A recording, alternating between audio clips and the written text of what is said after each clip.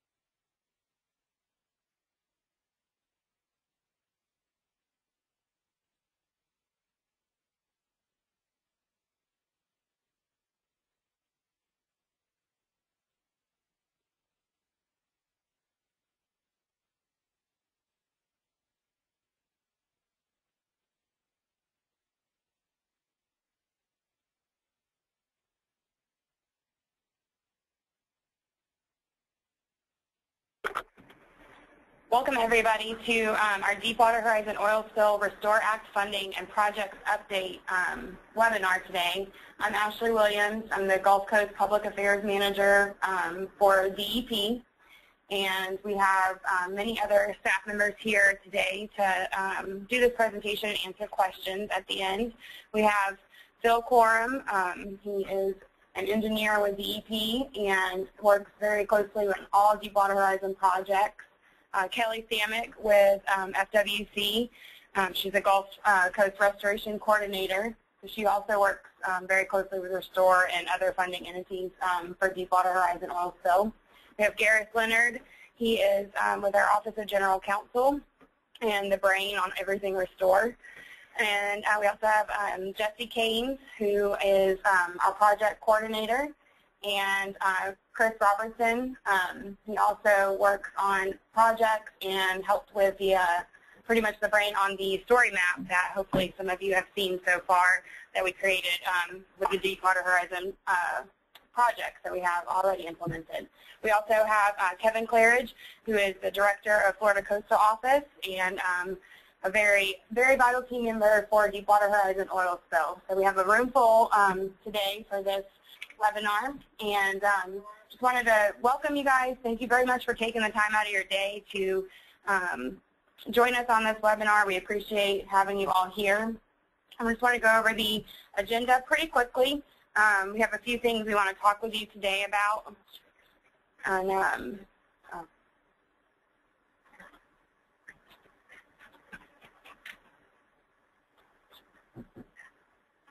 Okay, I just had to share my screen with you guys. Sorry, I didn't do that, so you don't know what I'm talking about. So our agenda for today, we're going to go over Deepwater Horizon funding update, just a brief update on that. Mainly we're focusing on the Restore Act, the Council Selected Restoration Component, an overview of that, and Florida's restoration priorities. We want to share that with you guys. Managing expectations for this pot of funding that we're going to discuss today, and the next steps that we have involved with this process. At the end of the webinar, you can use your chat function to ask questions, and we will take time to answer questions live on the webinar. And we also will have opportunity for you to email formal comment as well if you would like to do so.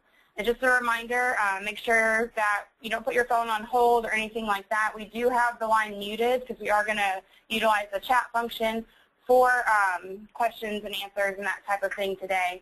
So without any further ado, I'm going to pass it over to Phil Coram to get started on our presentation today. Thank you.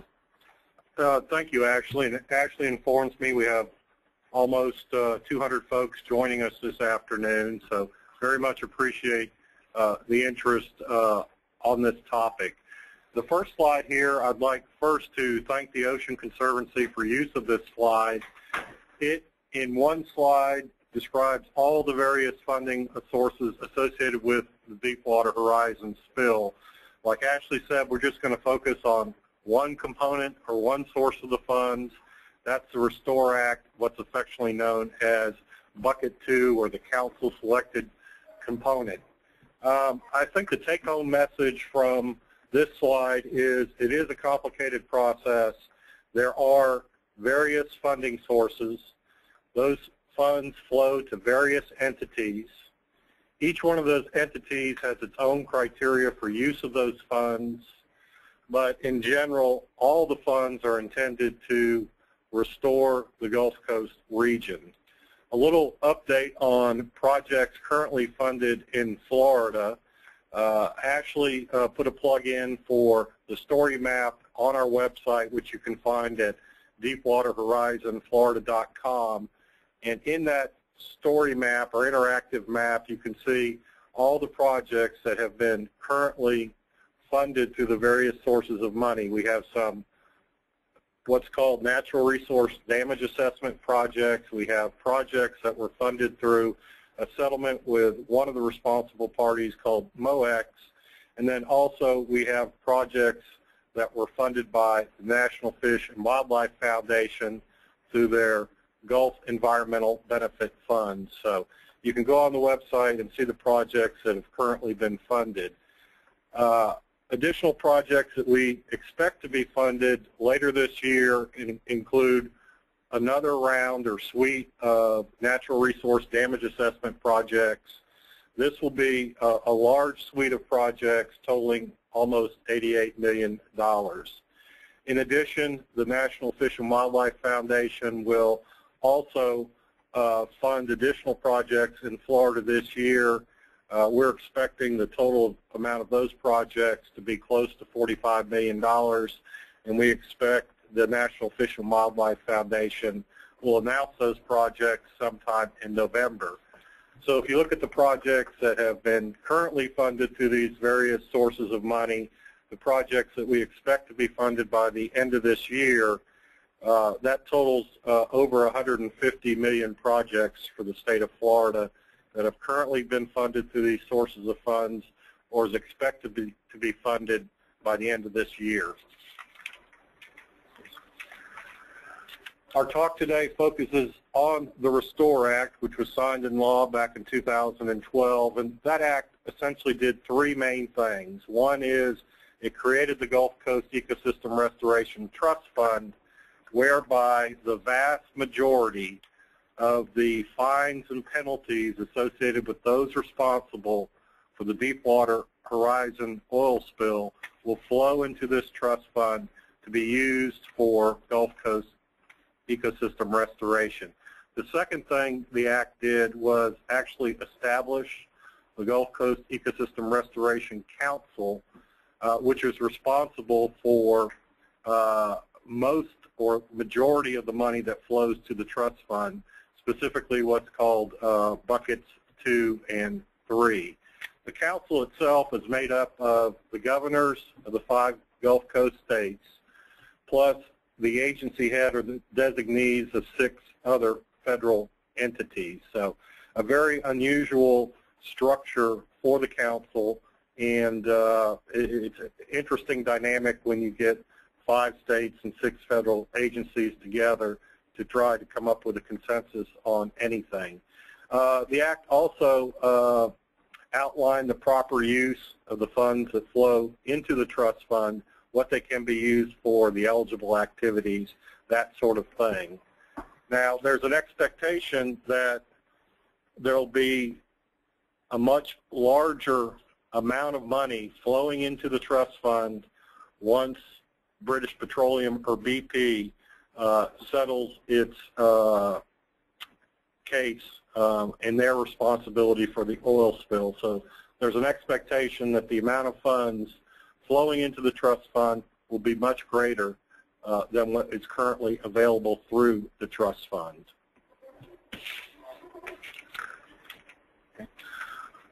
The trust fund has 5 components, and each gets a percentage of the funds available in the trust fund. Today we're going to simply focus on what's affectionately known as Pot 1 or Bucket 2, and this is the fund through which the council itself will select projects for funding. Did want to mention 2 of the other buckets or pots of money. The first one is what's called the direct component, or Bucket 1 or Pot 1, and that's where funds within the state of Florida will flow directly to our 23 coastal counties. Within the last month, the U.S. Treasury Department issued its interim final rule on how funds can be distributed, so those funds are now available to our counties to implement their multi-year implementation plans. The other pot of money or bucket I want to talk about is what is called the spill impact component. That's Bucket 3. Within the state of Florida, it is the Gulf Consortium, which is a consortium of our 23 coastal counties. They are responsible for developing what's called the state expenditure plan, and the Bucket 3 monies will be utilized to implement projects or programs contained in the consortium state expenditure plan. There's still some uncertainty over this bucket or pot of money in that the council itself needs to come up with a rule on how the funds will be distributed to the 5 Gulf Coast states. But we're here today to focus on Bucket 2, or the council-selected component.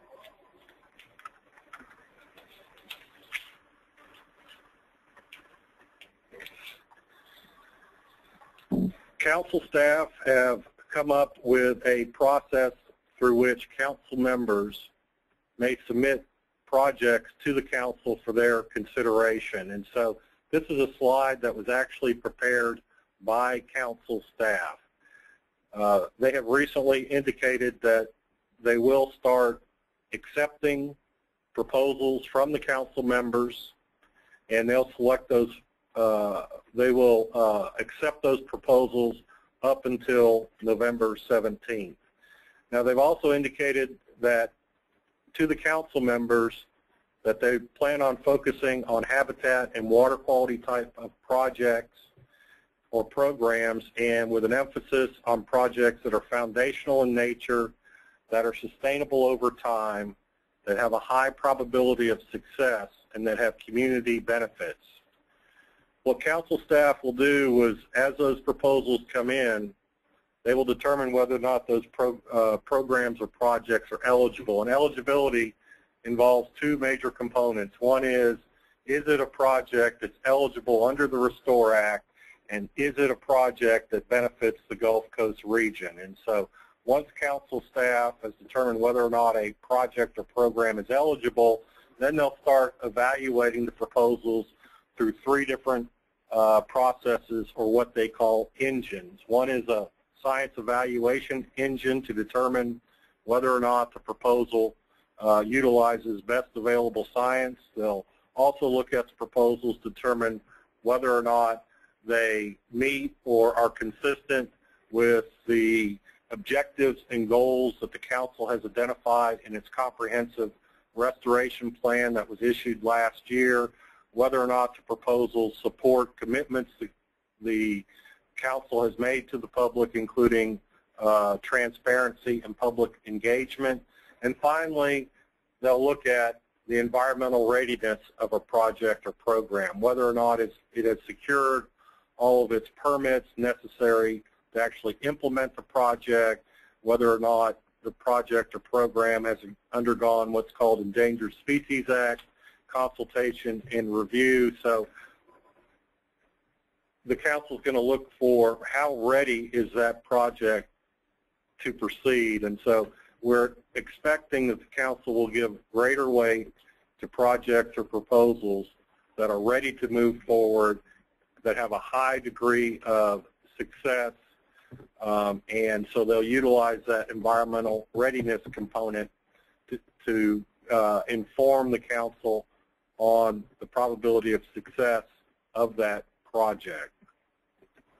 So after all the proposals are submitted, it's likely that those proposals will exceed the amount of funds available to the council for funding those programs or projects. And so, council staff have said they will try to create themes or portfolios for the council members to review in hopes of, selecting projects within the available funds the council has. I want to talk a little bit about the state of Florida's restoration approach and our priorities. As you know, or many of you know, in January 13th, we established a portal by which folks could submit projects for the various funding streams. And so all the projects or proposals that have gone into DEP's portal, we are considering for coming up with projects to submit to the council. So far, since the portal's been online, we've received over 1,200 proposals, which, if you total up all those estimated costs, exceed $16 billion. So, we've had a lot of interest in the state of Florida from entities submitting proposals for consideration for the various pots or sources of money. So there's been a tremendous interest in the state of Florida on submitting project ideas for consideration. When Florida looks at all the various sources of money and pots of money available, we've established priorities for which, we will come up with projects to submit. And those priorities are listed here: stormwater, wastewater infrastructure projects that help improve water quality, community resilience type of projects and living shorelines, other types of water quality projects, including those that achieve water quality benefits provided by the preservation of buffer lands around military bases, the implementation of agricultural best management practices that help improve water quality and support water conservation, and other fish and wildlife habitat and management type of programs or projects. This needs to be sort of a consensus-based process, and so we collaborate with other states and federal agencies on project ideas and project concepts, and most importantly, projects, in order for them to be successful, are going to need to have widespread public support. And so we very much need and desire public input on the projects. This is one step of our process to solicit that type of public input on the projects, but it is very important because in order to get successful projects submitted, in order to get successful projects approved, in order to get successful projects funded and implemented, does require widespread public support.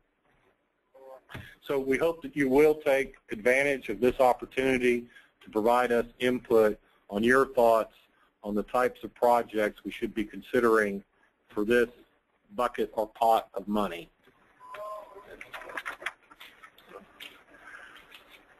When we thought about, the types of projects that would be of interest to the citizens of the state of Florida that might generate support in other states and with federal agencies, we thought of, centered around the theme of estuaries and associated watershed restoration. We view our estuaries as sort of the front porches to the Gulf of Mexico.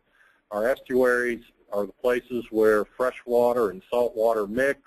They are some of our most productive ecosystems. They are significant fishery habitats and breeding grounds for our fish and wildlife. But when we think about the estuaries, we also need to think about the water that flows to those estuaries, or what we call watersheds. So in order to have a healthy estuary, you're going to have healthy and clean and sufficient water from the upstream watersheds flowing down to those estuaries. So when we think of, estuaries, we think of the watersheds that flow to those estuaries. So, that is sort of the theme that we'll be using to discuss our projects with the public and with the council. We would like to focus on projects that support estuary and watershed restoration.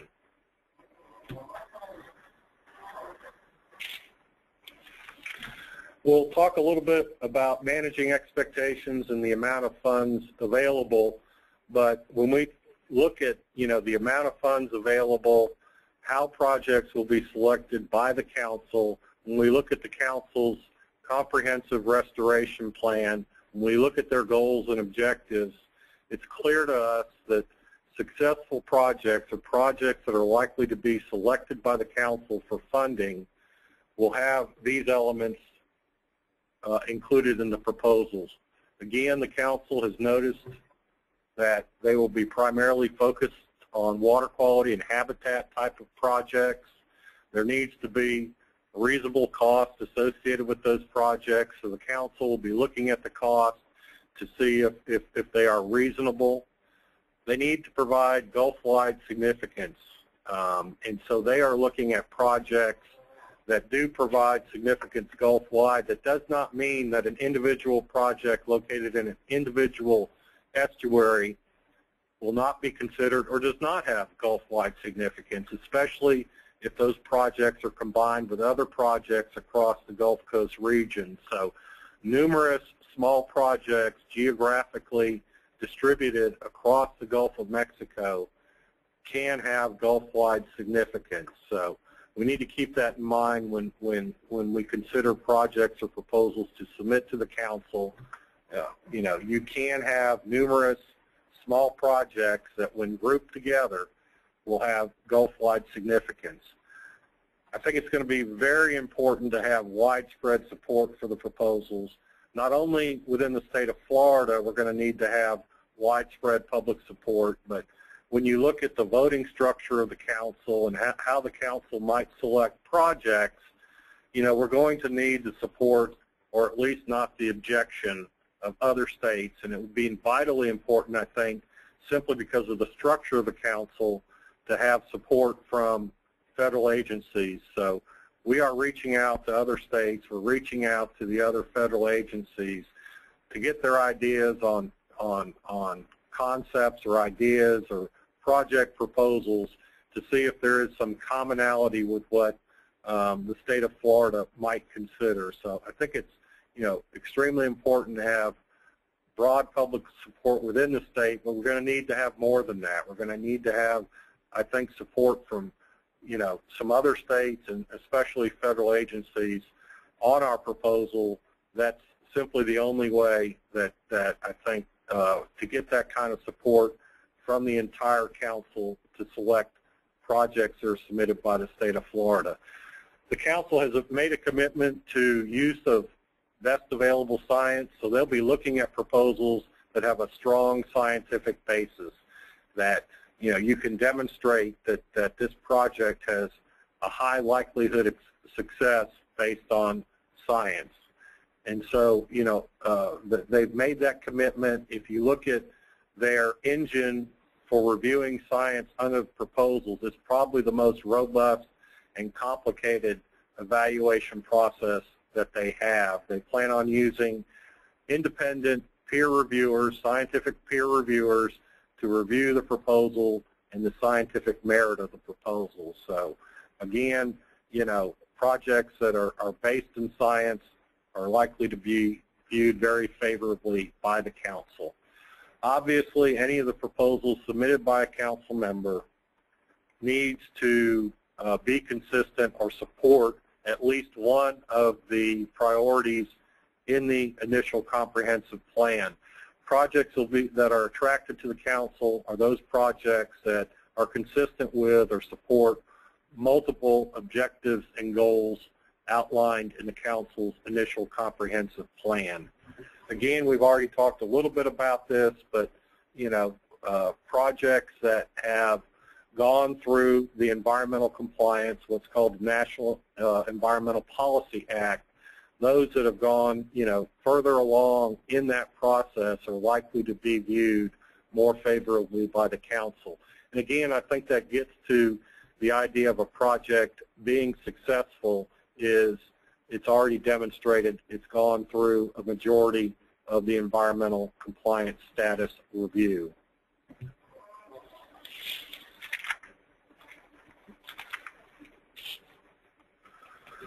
Sort of want to talk about what are the next steps. Again, I think as we discussed, council member submission to the council will close no later than November 17th. So, we don't have much time here in the state of Florida to put proposals together for the council. I think it's also important to point out that the council, for this bucket of money, will only select or accept proposals submitted by a council member. So, in the state of Florida, our council member is Governor Scott. He has designated Mimi Drew, the former Secretary of the Department of Environmental Protection, as his designee. But these proposals will have to come from the governor to the council. That's the same way with all the other council members. Projects or proposals can only be submitted by a council member. So the council as a whole will not accept proposals from the public. They'll only accept proposals from a council member. So again, like we said, there are 11 state and council members, the 5 states and the 6 federal agencies.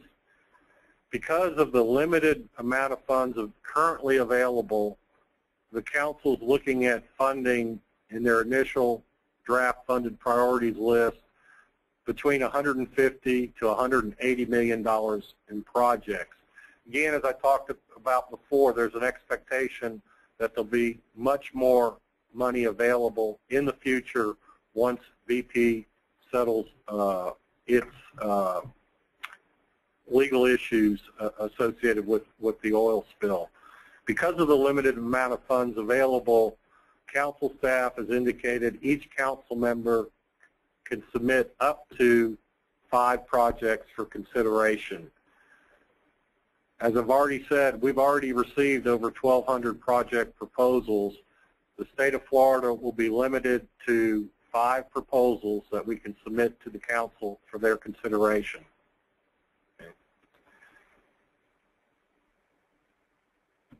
I also need to point out that not every proposal submitted by a council member is likely to be selected.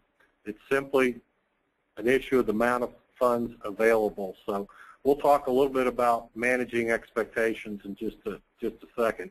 The last thing I want to point out is, this is our first opportunity to solicit input from the public. As we get closer to the date by which Florida needs to submit its proposals to the council, we'll hold a public meeting to present to the public our ideas or our proposals that we are considering to submit to the council in order to get public input on those ideas or proposals. Do you like it? Do you hate them?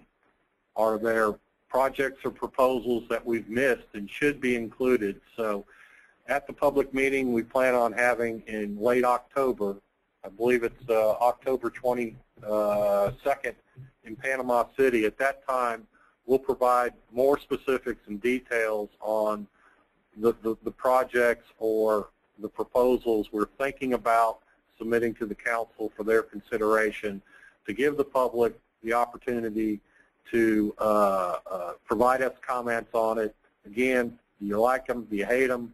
Have we missed something that ought to be included?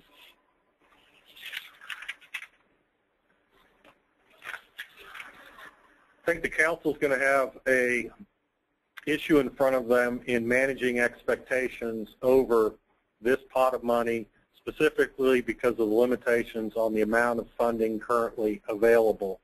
$150 to $180 million, it is a lot of money, but if you were to look at it and just divide that evenly among the 5 Gulf Coast states, that's about $35 million. If you were to divide it evenly among the 11 council members, that's about $15 or $16 million per council member. I do need to point out that that's not how the council will be allocating the funds. This is what's called a competitive pot of money, and so the council will end up selecting the proposals submitted by the council members. Again, each council member, including the state of Florida, is limited to no more than 5 projects to submit to council for their consideration. When you look at the total amount of funds available, and presuming that each council member submits 5 proposals, that's about 55 projects that the council will be considering. But when you look at the size of the type of projects or programs that may be submitted by a council member, it's our expectation at the end of the day, it is likely the council will end up funding maybe 10 or 15 projects or proposals in total. That's simply, how the numbers work out.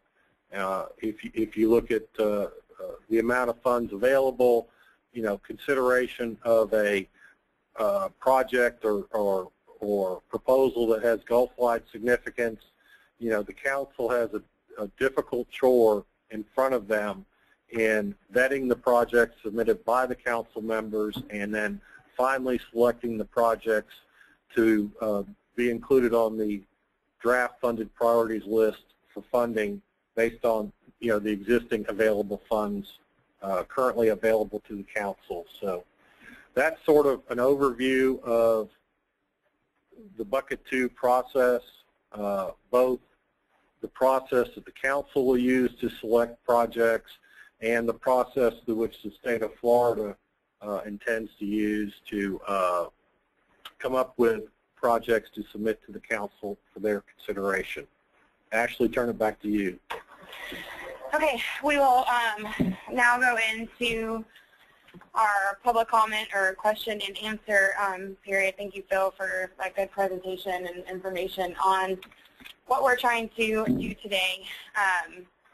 As you can see here on the slide, you can email comments or project updates. If you've already submitted a project to our DEP portal, you can submit updates to that project or just general comments on this process to my email here with the subject line Restore Comment by Friday, October 3rd. And you also have your chat feature here on the webinar today. And if anybody would like to ask any questions, we will take the remainder of the time to answer questions the best that we can. Once you type in your question, I will repeat it so everybody knows which question we're answering, and we will try to tackle that. And remember, your lines are muted, so we are going to use only the chat feature for the Q&A. So if anybody has questions, you can go ahead and get started. I haven't gotten one yet.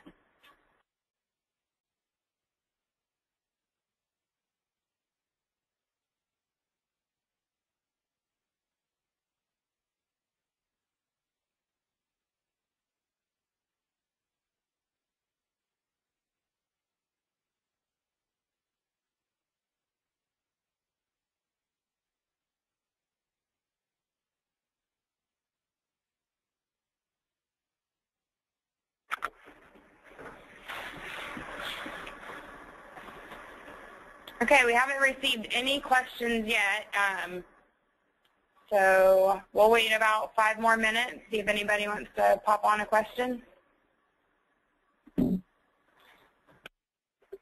This is Phil Corum again. For those of you who have submitted multiple projects, through the portal on our website, it would be very helpful for us to know what your priorities are for the projects you've submitted.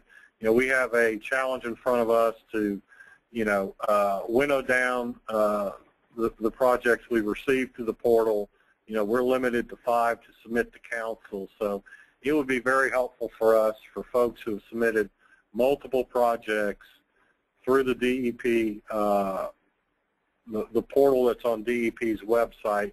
If you could let us know by emailing Ashley, what your priorities are for the projects that you have submitted. So that would be very helpful for us when we, are trying to work our way through and come up with the state of Florida's 5 proposals, what your priorities are.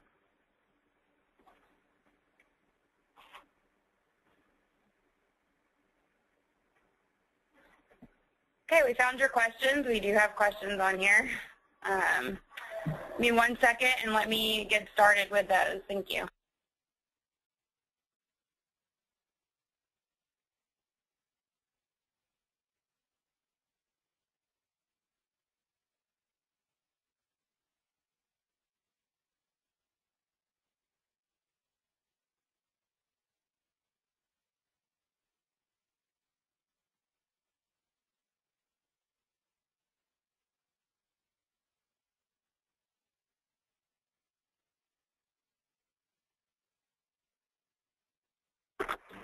Okay, the first question I'm going to start with is, who are the council members for Pot 2 Gulf Coast Ecosystem?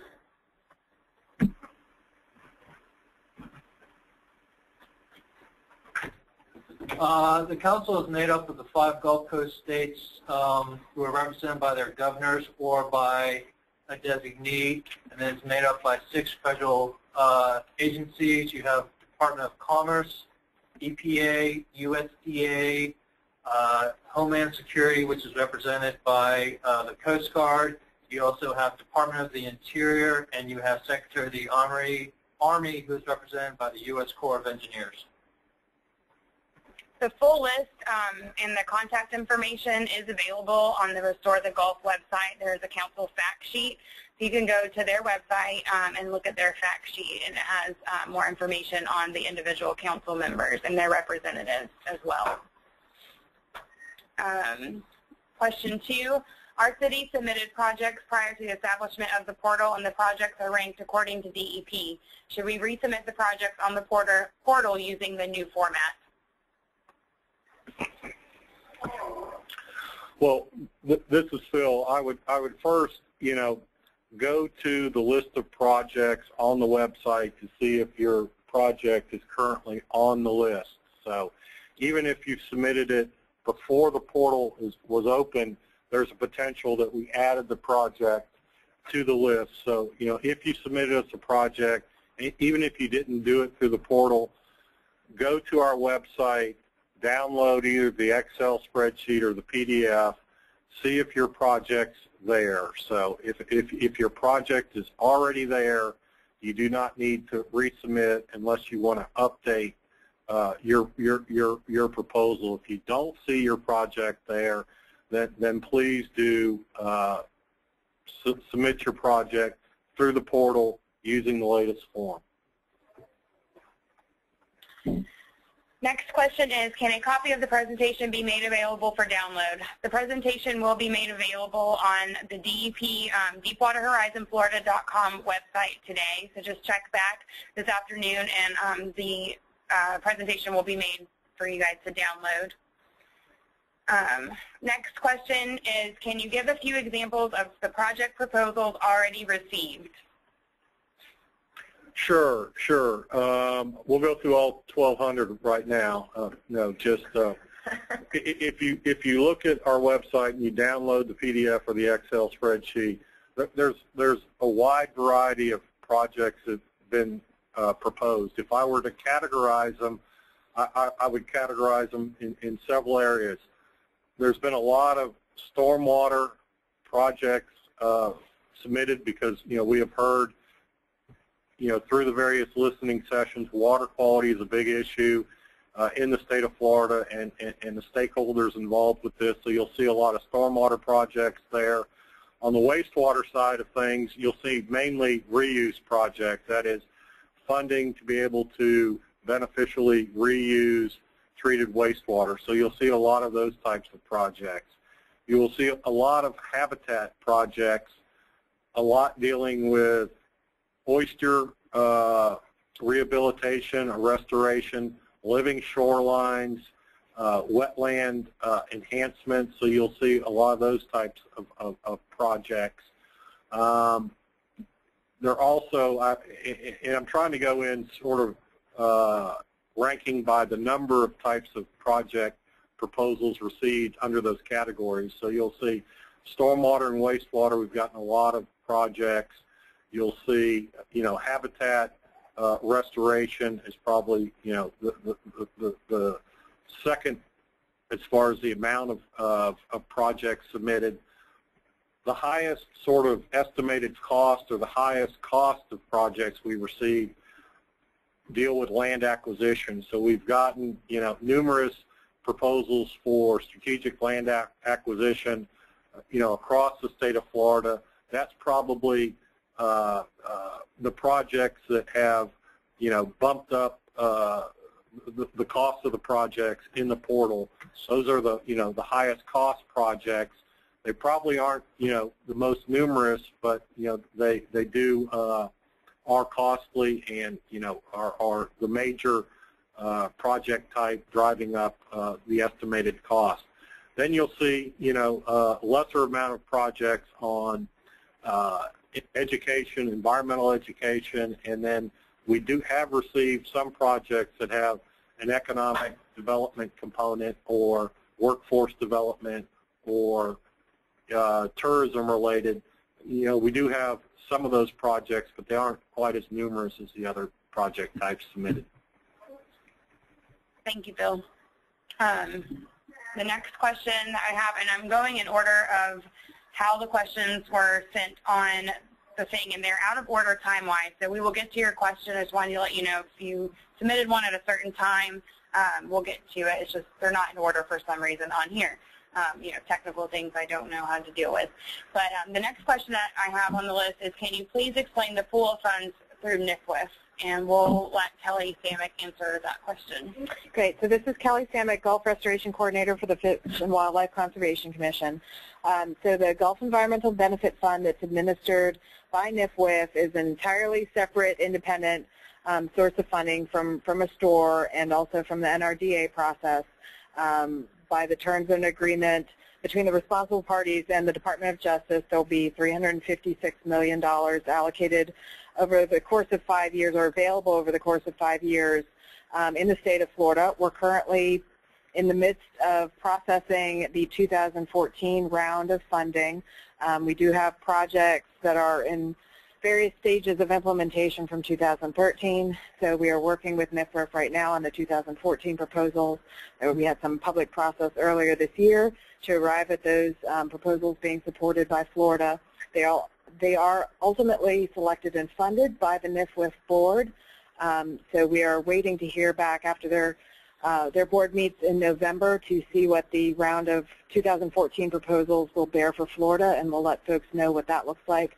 And we'll keep the public informed as we move forward in the future years with supporting proposals and letting folks know how that goes. So that'll be an entirely separate timeline from this restore, and sometime next spring we'll have a little more information on what 2015 will look like. Thank you, Kelly.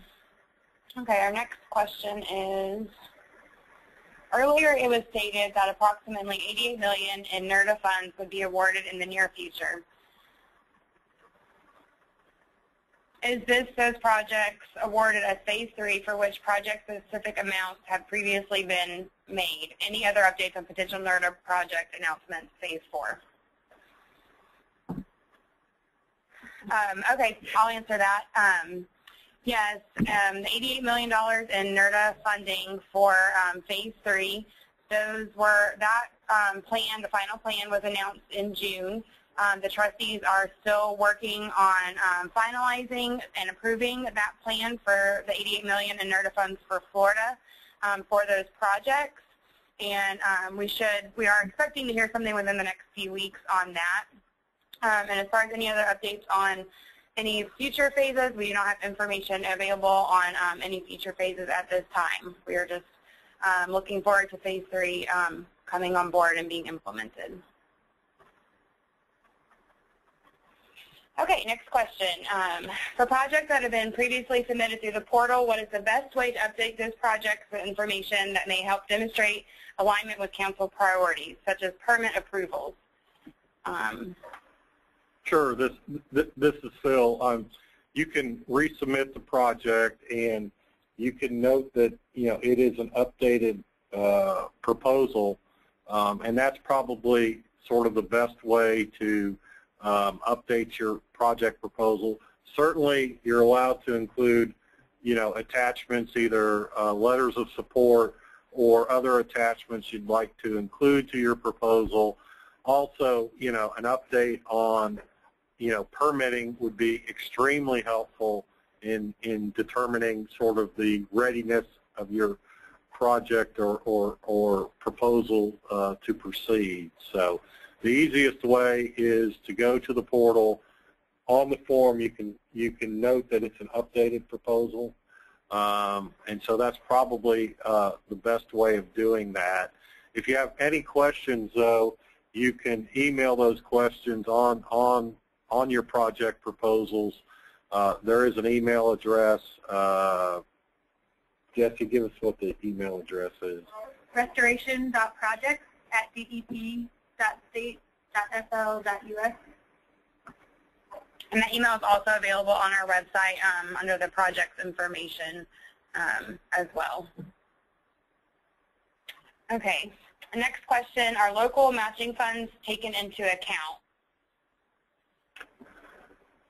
While no matching funds are required for a specific project or proposal, if you can show leveraging with other funding sources and matching funds, we do think that would make a project or proposal more attractive to the council when they can see that, multiple entities are invested in that project or proposal. It's likely that kind of project or proposal will be much more attractive to the council. So while matching funds or contributions are not required, we do think those matching funds or contributions would make a project or proposal more attractive to the council.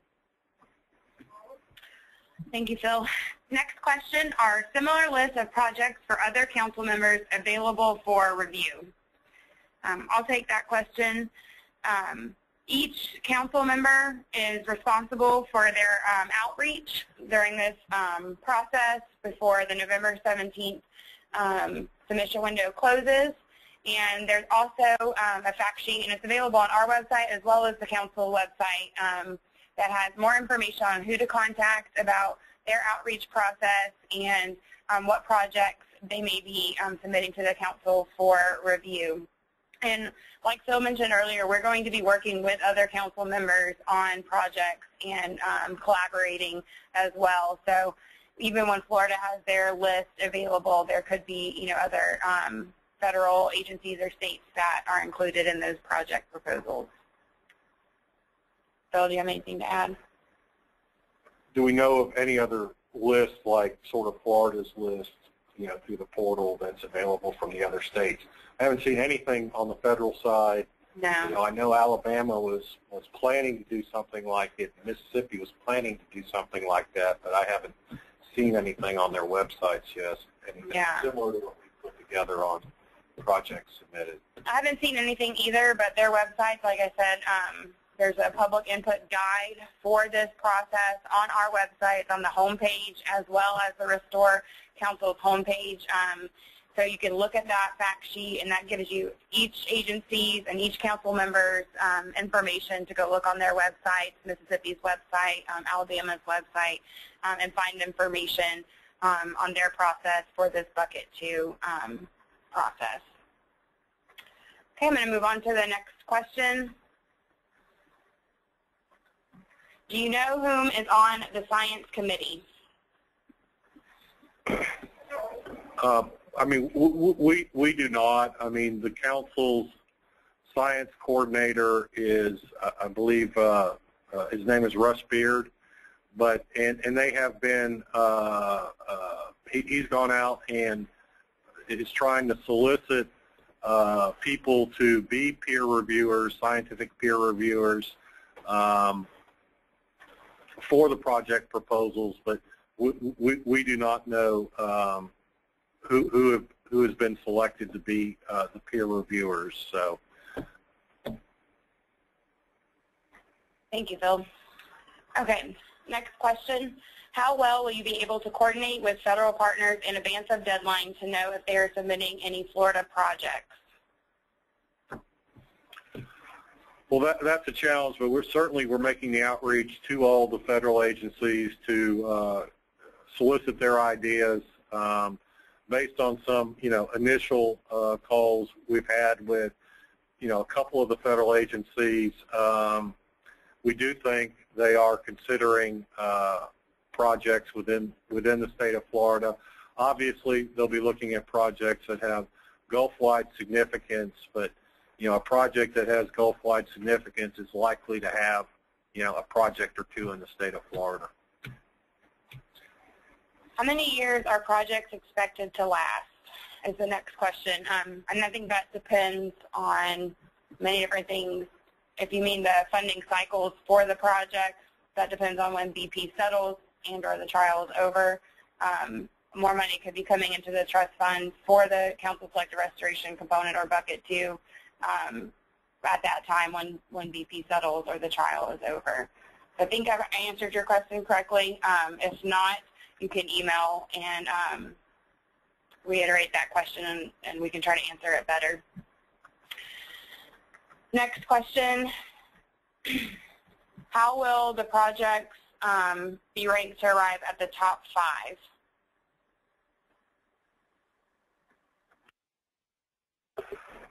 Well, for the state of Florida, obviously we have a challenge in front of us to end up with 5 proposals. We don't have a specific evaluation or ranking process. We're hoping it'll be more of a consensus type of approach. We will solicit, project ideas like we've done to the portal. We'll be talking to the other states and federal entities on, project types that, we may have a commonality with. But, at the end of the day, it is the governor that needs to submit, the Florida proposals to the council. So it's the governor's office that will have the final say on what projects or proposals are submitted to the council. But we're really looking for a consensus type of approach, soliciting ideas, seeing if we could, find commonality among the ideas, and then hopefully come up with, projects or proposals that will have widespread support in the state of Florida. But if you're asking me if there's a scoring sheet or a process to score projects, no. It's going to be, we'll be looking at, the council guidance. We'll be looking at the comprehensive plan on the goals and objectives and commitments of the council. So those are the types of things that will guide us on coming up with proposals for the council, is those projects and proposals that are likely to have a great interest to the council and, likely be viewed favorably by the council. Thank you, Phil. Next question. How will the governor and Ms. Drew know what the priority is for a county or an area? I think that speaks back to what Phil was saying earlier, for coordination. Yeah, certainly we're soliciting, your ideas as far as project priorities. As far as the counties go, we did have a briefing to representatives of the counties who attended the Florida Associations of Counties meeting last week, and based on, a recommendation from them, we'll be doing outreach, I think, to each county to try to get an idea of what the priorities are for your county. So we will be doing outreach, at least to the county level, to solicit the priorities of the counties. As far as, priorities of other folks, would certainly like to hear from you directly, and email Ashley on what you think or what your priorities are. So we're trying to do as much outreach as we can over the limited period of time that we have, and so we need for you to outreach to us also. Thank you, Phil. Next question. If $150 million is available immediately, how much will be available after BP legal issues? That is unclear at this point in time. Phase 3 of the trial is not scheduled to go forward until next year, and at that point, Judge Barbier will make a determination on what the Clean Water Act civil penalties are. So at this point, it could be anywhere, theoretically from $4 billion to $18 billion, and anywhere in between. And at this point, it's too early to make a determination of how much that will be. Thank you, Gareth. We are down to about 5 minutes left on the webinar, and we do have many questions left. I'm going to try to reach a couple more. If your question did not get answered or read on the webinar, please email them to ashley.m.williams@dep.state.fl.us, and we'll be happy to take them from there given the short amount of time. Next question, if the deadline for submittal to the council is 11/17, what is the deadline for submittal to Governor Scott? Well, obviously, we don't have much time, and we certainly need to give the governor the ability to review proposals and approve proposals. There's not a firm deadline, but as far as submitting additional projects through the portal or through other means, the sooner the better. So we have time to consider your proposals. So as far as getting additional projects or updating projects in the proposal, if at all possible, if we could have that done by next Friday, that will give us at least the ability to look at the additional projects or proposals that have been submitted through the portal.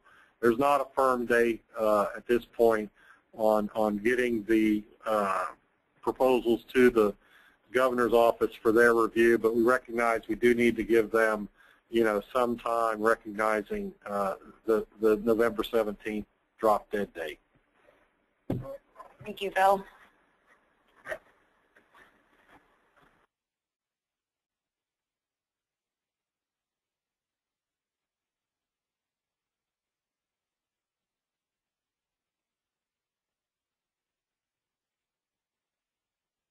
Just reminding me. Let's take one or two more. Okay, next question.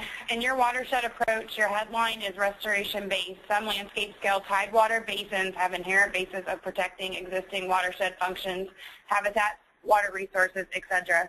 If restoration is not the basis of conservation outcomes, will that diminish the project's chances?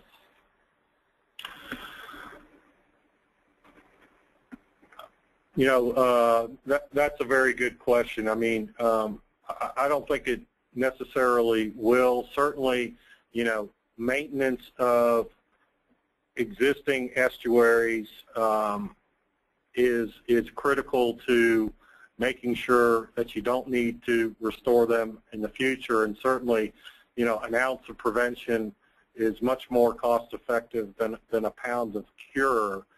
So, the idea of projects or programs that maintain, the healthy nature of existing estuaries, I don't think will necessarily be penalized through this process. Again, the ounce of prevention is worth more than a pound of cure. Thank you, Bill.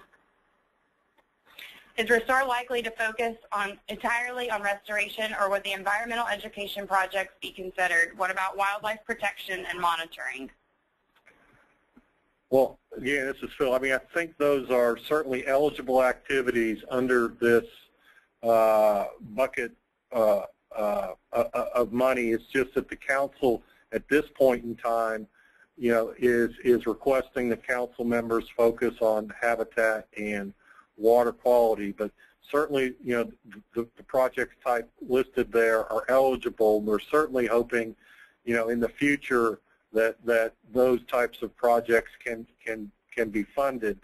I would think if you were trying to move that type of project or proposal forward now, whether it's environmental education or outreach, it somehow needs to show either water quality or habitat type of benefits that might accrue from that type of environmental education or outreach type of program.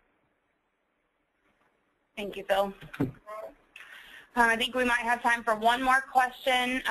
Is there a minimum cost threshold for a project? The council has not told us of any limitation on an individual project or proposal. Just in aggregate, they're looking at $150 to $180 million, but they have certainly not placed a limit on an individual project or proposal. Thank you, Phil.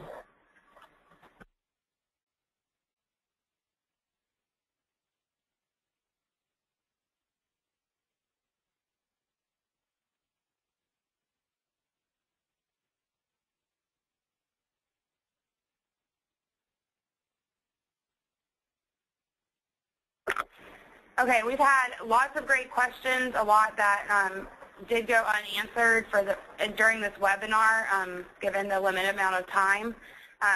The questions are captured here, and we do ask that you copy your question that you sent in on this webinar and email it to the email address provided on the screen so we can reach back out to you and answer the question to the best that we can.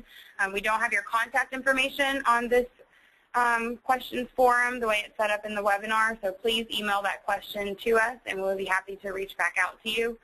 We do appreciate you taking the time to join us in this webinar today, and some very good questions came out of it, and we look forward to seeing you all at our October 22nd public meeting in Panama City. It is an evening meeting from 6 p.m. to 9 p.m. Central Time. There's no need to sign up beforehand or anything like that. The address and the time and all of that is also on our website. If you need any more information, please visit our website as well. We do have information on there, and don't forget to check out our Deepwater Horizon story map feature that we just released. Thank you very much and have a great day.